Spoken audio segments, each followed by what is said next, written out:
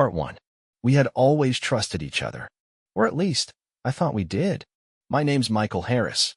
I'm 38, a software architect by trade, father of a bright 6-year-old girl named Ellie, and until recently, husband to Sarah, a woman I once believed had a soul stitched out of sunlight and laughter. We were married for 9 years. Built a life most would envy. Suburban home, decent savings, 2 Labradors, even matching bikes we only used once a month but swore we'd use more. We were the couple you wanted to believe in. Date nights, weekend hikes, the occasional Sunday morning slow dance in the kitchen when Ellie was still asleep. We had our routines, like all couples do, but it was ours. Familiar. Safe. Or so I thought. Then one morning, while I was scrambling eggs and Ellie was humming Let It Go in the next room, Sarah dropped a bomb on me. I've been reading about open marriages, she said, casual like she was talking about composting. I looked up. Reading? Like, academically? No, she said. Seriously reading. About how they make relationships stronger. I froze mid-stir. You mean, you're considering one? I'm just saying, it might help. You know, breathe new life into us. Into us. Like we were old floorboards that needed sanding. I laughed, thinking it was a joke. If we're bored, I'll take you to Cabo. Or we can get into rock climbing. I'm not handing my wife to another man so he can fix what isn't broken. She didn't laugh. Didn't even blink. It was the first time I felt something shift inside me. Something fundamental. That moment where the warm house you've been living in suddenly feels colder, emptier. Like a window had been cracked, and you didn't notice until the chill settled into your bones. She dropped the topic after that. But the silence wasn't peace. It was pause. And then things began to change. She started working late. At first, it was twice a week. Then 3. Then 5. Always client dinners, marketing team meetings, branding sessions. The kind of vague buzzword fluff you can't argue with unless you want to sound paranoid. Her phone, once an open book left face up on the nightstand, now slept face down. Always on silent. Always clutched like a secret. I asked once, teasingly, you texting the president or something? She smiled too quickly. No, just group chats. Nothing interesting. But Sarah had always let me in. That was our thing. This new version of her felt rehearsed. Even her scent changed. One night she came home and hugged Ellie, and as she walked past me, I caught it cologne. Not perfume. Definitely not mine. I asked, trying to sound playful, trying a new scent. Oh, she said, turning her head, a guy from work sprayed me with a tester by accident. He's launching a new line. Right. A tester. By accident. But it was Ellie who really tipped the scale. One night, I was tucking her in, brushing her hair back when she whispered, Mommy said maybe I'll get a baby brother soon. I blinked. Did she? She nodded. But she said not to tell you. Oops. She laughed, oblivious. I kissed her forehead, told her good night, and closed the door behind me with shaking hands. See, 2 years ago, Sarah asked me to get a vasectomy. Said she wanted to focus on our careers and give Ellie all the love without dividing it. And I did it. No questions. Because I trusted her. Now I was questioning everything. That night, lying beside her in bed, her back to me, scrolling on her phone, I stared at the ceiling and wondered how I got here. Wondered how you live in the same house, breathe the same air, and miss the signs until they're dragging you under like anchors. The worst part? I still wanted to believe her. That it was all in my head. That I was overthinking, tired, paranoid. But paranoia doesn't explain the foil pill backing I found in the bathroom trash the next morning. Birth control. The kind she stopped taking after my surgery. Hidden under a layer of tissues like someone trying not to get caught. I picked it up. Turned it over. Tuesday. Yesterday. Not mine. Not needed. Not right. She hadn't mentioned any medical issues. Nothing in our last checkups. She was as healthy as me. So why? There was only one reason. That morning, I mailed out a DNA test for Ellie. Quietly. I didn't even know what I was hoping for anymore. Maybe clarity. Maybe closure. Maybe just a reason to stop pretending I didn't see what I saw. That evening, Sarah came home like normal. Kissed me on the cheek. Told me she missed me. Said she was just tired lately and wanted to reconnect. Then asked if I'd ever thought about opening up emotionally. I smiled. Nodded. Played along. But inside, I was done. Done waiting for the next lie. Done ignoring my gut. Done living in a house built on the idea of us, when I wasn't even sure there was an us anymore. I hadn't confronted her yet. But I would. Just not before I had everything I needed to burn the whole damn illusion to the ground. Part 2. Trust is a funny thing. You don't really feel it until it's gone. Like oxygen. You live off it, and then one day you're gasping, and you don't even know why. After that night with Ellie's bedtime confession and the pill foil in the trash, my mind split in two. One half still smiled, nodded, kissed Sarah goodnight. The other kept score. I started small.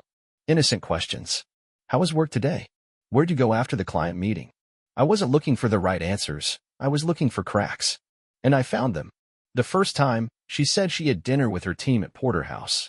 I checked the location history on her phone while she showered. She was at a Holiday Inn. I didn't say anything. The next morning, I went to Ellie's school 15 minutes early, just to watch. I needed to see something normal. She ran out to me all smiles, backpack bouncing. For a second, I convinced myself everything was okay. Then I got the paternity test results. Negative. Ellie wasn't mine. I remember the moment clearly. Sitting in my car outside a strip mall, reading those words on a folded sheet like they were written in fire. My hands didn't shake. My heart didn't race. I just shut down. 9 years. Diaper changes. Night feedings. First steps. First words. None of it mine. But she was still mine. In every way that mattered, she was my daughter. Sarah, though, she was something else entirely. Still, I didn't confront her. Not yet. I needed more. I needed clarity. Maybe even a confession. But mostly, I needed to be smarter than her. So I began to build a case, not for court, not yet, but for my own sanity. I installed a phone cloning app on a burner. Synced hers while she slept. I knew her passcode, it hadn't changed in years. 5 minutes of copying, and I had a mirror of her world in my pocket. It was mostly clean. Surprisingly so. Too clean. Which only made me more suspicious. The browser history was wiped daily. Her texts with coworkers were vague, formal. Not a single thread with pet names or late-night confessions. It didn't add up. Either she was the cleanest cheater alive, or she wasn't using her phone. She was using someone else's. That's when I started watching her iCloud activity. One email stood out. A reservation confirmation sent to a different address. Not her main one. A second email I didn't recognize. Generic, nothing personal, just her name with numbers. I tried logging in. The recovery email was set to her maiden name. I reset the password. There it was, weeks of hotel bookings, most during late meetings. Payments to rideshare apps I'd never seen her use. One trip to a day spa bill during the same time she told me she was presenting at a conference. It was all lies. I still hadn't said a word. She noticed, though, that I was quieter, more detached, less available. One night, she came into the living room wearing lingerie I hadn't seen in years. The kind she used to surprise me with back when we still touched like lovers, not roommates. She sat beside me, placed her hand on my thigh, and asked, "Are you mad at me?" I looked her in the eye. Why would I be? She frowned. You've been cold. I've been tired. That was true. Just not from work. She leaned in, whispered something meant to be seductive. I kissed her on the forehead and said I wasn't in the mood. The next day, she texted me a photo. Her in the mirror, smiling, no clothes. Thinking of you, the message said. I didn't respond. I forwarded it to her burner email. I wanted to see if she'd mention it. She didn't. Days passed like shadows. Quiet mornings, cold dinners, fake smiles. It was a game now, see how long we could keep the illusion alive before someone broke. Then came the first real confrontation. She came home from work with a hickey. Clear as day. High on her neck, just below her jaw. She hadn't even tried to hide it. You've got something on your neck, I said over dinner. She touched it, froze for half a second, then smiled. Oh, that's from Ellie. She pinched me when we were playing. I stared at her. She's got strong little fingers, she added. I nodded slowly. Must be. She never broke eye contact. Just kept smiling. Like she was daring me to call her out. But I didn't. Not yet. Later that night, I checked the cloned phone again. There was a text sent to someone labeled J. Just a heart emoji. No words. No reply. The contact was new. No history. Deleted trail. But she'd forgotten something. Her car. I'd installed a voice recorder under the driver's seat. That morning, while driving alone, she made a call. The voice was male. Deep. Familiar. I miss you already, he said. She laughed. You'll see me soon. He's clueless. He still thinks we're just growing apart. That was the first time I felt the rage truly rise. Not just betrayal, but how casually she dismissed me. Like I was some gullible placeholder for her real life. The next morning, she was in the kitchen pouring coffee, humming a tune. "Big day at work?" I asked. She smiled. "Just meetings." I sipped my coffee and nodded. "Try not to let Ellie bruise your neck again." She blinked, only for a second, but it was enough. That's when I knew. She wasn't just lying. She was preparing something bigger. Part 3. It all came to a head on a Thursday afternoon, one of those overcast, static-filled days where even the air feels like it's holding its breath. I'd left work early, told my partner I had a family emergency. It wasn't a lie. Not entirely. A week earlier, I'd hired a private investigator. Quiet, expensive, precise. I gave him a name, a schedule, and a burner phone to send results. I didn't want photos popping up on my real phone while Ellie was nearby. I didn't want her to see what her mother had become. Not yet. The investigator's name was Clark, gray-haired, former military, soft-spoken, and the kind of man who looked like he knew how to destroy a life with a smile. He didn't ask why. Just nodded and said, "You'll get what you need." And he delivered. Thursday, 3:42 p.m. My burner buzzed with a message. Delivered. Check the drive. I opened the encrypted link. The first photo hit like a fist. Sarah. My wife. The woman who used to send me sleepy selfies when she stayed late at the office. Only she wasn't at the office. She was at a boutique hotel downtown. I recognized the hallway, vintage wallpaper, gold fixtures. We'd stayed there for our 6th anniversary. Only now she wasn't with me. She was wrapped around someone else. A man. Tall, dark hair, clean-shaven. His face was partially turned, but I saw enough. His hands were on her hips. Her eyes were closed. Her mouth slightly open. The next photo, her entering the room, keycard in hand, smiling. The one after that, him behind her, arms slung casually around her waist like he owned her. They didn't know they were being watched. That's what made it worse. There was no hesitation, no guilt, no nervous glances over the shoulder. It was routine. I kept scrolling. My hands were steady. My face was stone.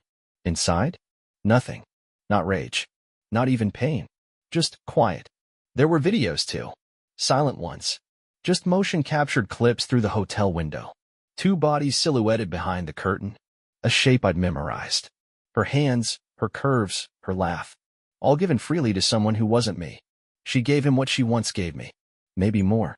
The final photo was the cruelest. The man was leaving the hotel. Shirt untucked. Tie loose. And there, glinting on his hand. A wedding ring. She was cheating with another married man. I stared at that photo for a long time. Then I closed the browser, placed the burner face down, and sat in silence. The refrigerator hummed. The clock ticked. Somewhere in the living room, Ellie was watching cartoons. Laughing. And I broke. Not loudly. Not violently. I just collapsed into the kitchen chair. Let my arms fall limp at my sides. Let my breath shake for the first time in weeks. I wanted to scream, to punch something, to destroy the phone in my hand. But I didn't. Instead, I opened my laptop and started making a list. Names. Dates. Paperwork. I called my lawyer. Told him to prepare full custody filings. I called the same clinic that ran Ellie's paternity test and asked for a notarized copy. Then I opened another browser window and searched for the man in the photo. I had enough detail, his face, a business logo on his jacket, the hotel's name on the reservation to trace him. Took 30 minutes. His name was Thomas Reed. Married. 2 children. A senior partner at a downtown finance firm. I saved his LinkedIn photo. Not because I planned to expose him. Not yet. Because I wanted to look him in the eyes, digitally, anyway, and remind myself who my wife had chosen. Who she gave everything to, while telling me she just needed emotional openness. That night, I cooked dinner like always. Ellie set the table. I asked about her day. Helped her with math homework. Brushed her teeth. Tucked her in. I kissed her on the forehead and whispered, "You'll be okay." She looked up at me and smiled. "You too, Daddy." When Sarah came home an hour later, she looked tired. Fake tired. The kind of tired people wear when they've been playing 2 roles for too long. Long day? I asked, casual. She nodded, tossed her purse on the chair, stretched. "Yeah, you wouldn't believe the traffic." I smiled. "I would," I said. She walked past me to the kitchen, poured herself a glass of wine, and leaned against the counter like nothing in the world had changed. I watched her. Not because I loved her, but because I was saying goodbye. The version of her I married was already gone. The version I was looking at now? She didn't even flinch when she lied. Didn't hesitate. Didn't seem to care that she was sleeping with someone else while our daughter played pretend families in the next room. And I realized something brutal. She never feared losing me, because she didn't believe I'd ever leave. That's when the switch flipped. I wasn't going to confront her with anger. I wasn't going to beg for an apology or scream about betrayal. I was going to bury her in silence. Paperwork. Evidence. Strategy. She wouldn't even see it coming. I watched her sip her wine. She glanced up. You okay? Yeah, I said. Just thinking. About what? I smiled. Everything. And I meant it. Because from that moment on, I wasn't her husband anymore. I was her reckoning. Part 4. They say the best revenge is living well. I disagreed. The best revenge is living smart. So calculated, so exact, that the person who burned you ends up choking on their own smoke. For the next 2 weeks, I pretended. I laughed at Sarah's jokes. Made coffee for her in the mornings. Rubbed her shoulders after long days at work. She kissed me like nothing was broken. Told me she appreciated how supportive I'd been lately. She didn't realize I'd already filed the custody paperwork, or that I'd frozen our joint savings accounts under emergency financial review, or that I'd moved all our major assets, legally, under a trust with Ellie's name and mine on it, filed under a clause designed for parental security in light of infidelity. My lawyer called it surgical. I called it fair. But the deeper I went, the more rot I found. I started combing through Sarah's old emails, digging through the backup drive she never remembered to clean out. That's where I found the files. Password-protected PDFs sent between her and an account manager at a shell corporation I'd never heard of. It took me a day to get past the encryption.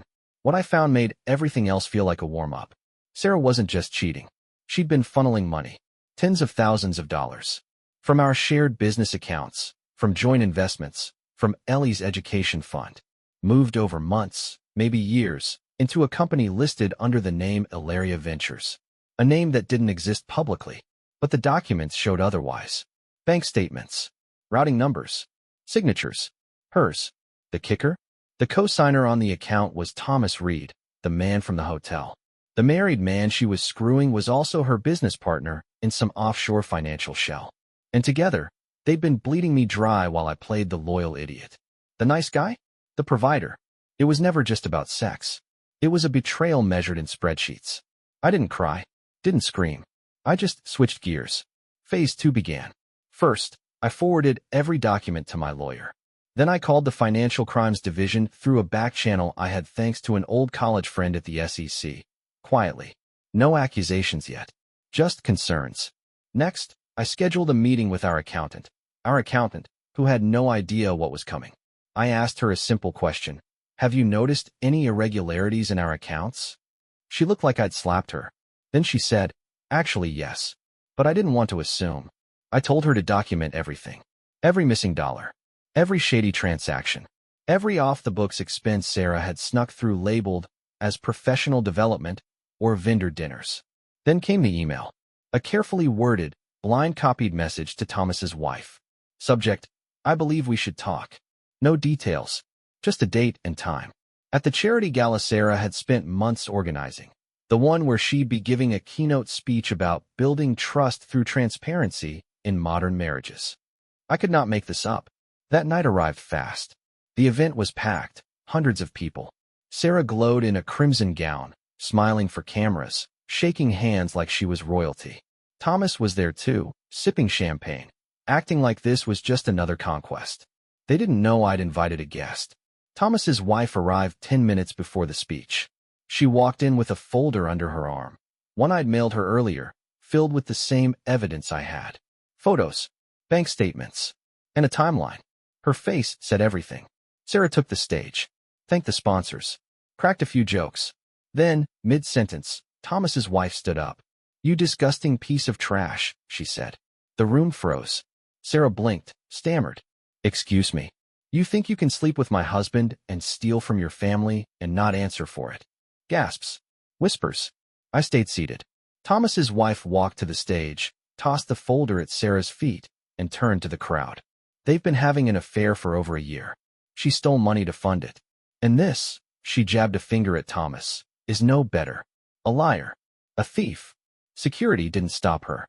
Sarah bent down, opened the folder, and saw everything. Her face cracked, first confusion, then panic, then something worse. Recognition. Because she knew the layout. She recognized the printer headers. She knew I'd done this. She looked into the crowd, scanning, eyes darting, breath hitching. And then she found me. I was standing at the back. Black suit. No expression. She stared at me like I was a ghost. Like I died and come back just to haunt her. I didn't smile. I didn't nod. I didn't even blink. She opened her mouth, but no words came. The room was chaos now. Phones out. Cameras flashing. Whispers spreading like wildfire. Thomas slinked out the side door like a rat. Sarah looked at the papers again. At the photos. At the evidence of her betrayal. Then back at me. She looked like a woman watching her world end in real time. And maybe she was. I turned and walked away. Didn't speak to her. Didn't wait for the fallout. It was already in motion. Let her drown in it. I didn't need to say a thing. Part 5. They say time heals all wounds. Bullshit. Time doesn't heal. It just teaches you how to walk without bleeding. The court proceedings were cold, fast, and merciless. Just the way I wanted them. I walked into that courtroom holding every card. Custody test. Financial fraud. Proof of infidelity. Photos. Video. Even the voice recordings. Sarah sat across from me in a black blazer and trembling hands. Eyes hollow. Makeup thick like armor she hoped would cover the rot underneath. It didn't. She never stood a chance. The judge didn't need long. Full custody awarded to me. Divorce finalized. Shared assets divided. But the accounts she'd siphoned? Frozen, flagged, and under federal review. Her little venture with Thomas? Shattered. SEC involved. Criminal investigation pending. I walked out of that courtroom with Ellie's small hand in mine and a signature on a piece of paper that made it official. Sarah was out of our lives. And yet, it didn't feel like victory. Because there's no real winning when you lose everything that mattered. There were days I woke up expecting to smell her perfume on the pillow. Nights I caught myself reaching across the bed for someone who wasn't there and shouldn't have been. Ellie asked about her sometimes. Why doesn't Mommy call? I told her the truth. Some people love you only when it's easy. But I love you always. She nodded like she understood. Maybe someday she truly will. I tried therapy. Once. Spent 50 minutes listening to a man with soft eyes tell me to forgive myself. Forgive myself for what? I asked. And that's when it hit me. That final twist life had saved for last. Because I wasn't innocent. Not really. Sure, I didn't cheat. Didn't lie. Didn't steal. But I stopped seeing Sarah long before she found someone else. I stopped looking at her like a woman and started seeing her as a habit. A partner. A fixture. I gave her routine when she wanted to be wanted. I gave her stability when she craved fire. I didn't make her cheat. But I gave her silence, and someone else gave her noise. Does that excuse her betrayal? No. But it explains the cracks. It's a brutal thing, realizing the part you played in your own undoing. Weeks after the court ruling, Sarah showed up at my front door. No makeup. No blazer. Just her. She looked smaller. Like someone deflated the person she used to be. I miss Ellie, she said. I didn't move. Didn't blink. I let her speak. I was stupid, she whispered. I thought I needed more. I thought you'd always be there. I thought. You thought wrong, I said. She nodded, tears brimming. Can I fix it? I'll do anything. I stepped outside, closed the door gently behind me, and looked her in the eye. You didn't just break a promise, Sarah. You burned down a family. You didn't trip. You made a choice. And you don't get to unmake it just because the flames finally reached you. She sobbed. Tried to reach for my hand. I pulled it back. You don't deserve the life I gave you, I said quietly. And with that, I turned around and walked back into the house. I didn't look back. I don't care what she looked like as she broke down on the front steps. Because I've done enough breaking for both of us. These days, my life is smaller. Ellie and I share a little rental near the woods. She's got a swing out back and a nightlight shaped like a fox.